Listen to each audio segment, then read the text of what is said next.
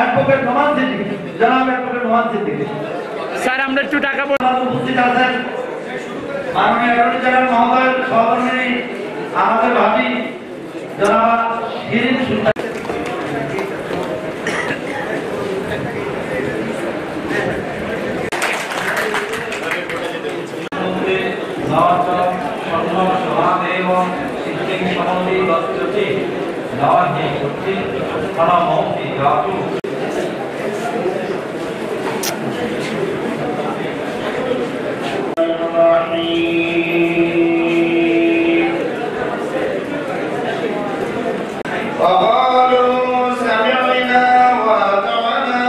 আমদাদ Hossain, advocate আমদাদ Hossain.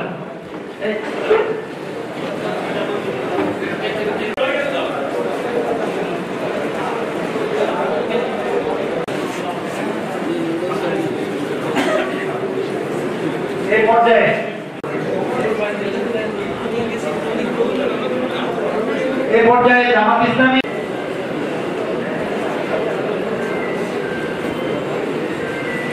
যার কাছে আমার হাতে খড়ি আইন পেশার, তিনি হচ্ছেন ব্যারিস্টার মওদুদ আহমেদ, নোয়াখালীর কৃতি সন্তান। কিন্তু একটা কথা বলবো, মাননীয় অ্যাটর্নি জেনারেল মহোদয়ের সাথে গতকালকে আমি সারাদিন ছিলাম। তিনি একটা কথা আমি দাবি দেওয়া দিয়ে বিব্রত করবো না, তবে একটা কথা আমার আইনজীবী ফোরামের থেকে কাকতালীয়ভাবে এটা পেয়েছি।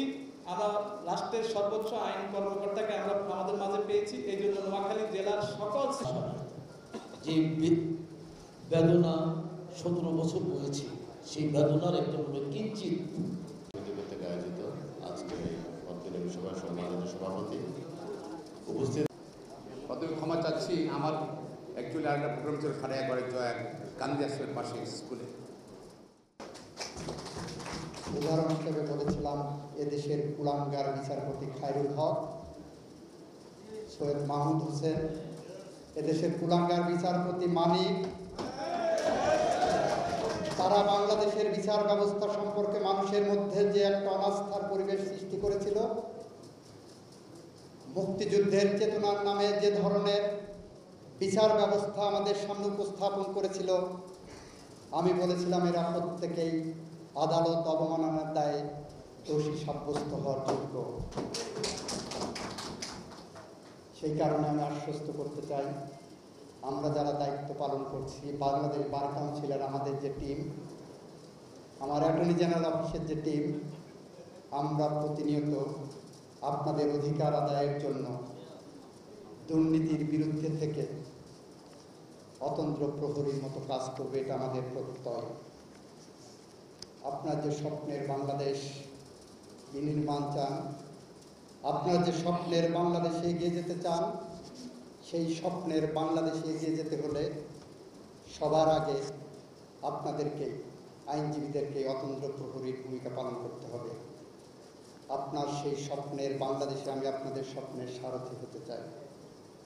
আর চাই বলে আমার দায়িত্ব পালনের সময় আপনাদের কাছে প্রত্যাশা করব, এই বিচার বিভাগের মধ্যে লুকিয়ে থাকার সমস্ত দুর্নীতিবাজদের সমূলে উৎপাটন করার জন্য আপনারা সোচ্চার হন।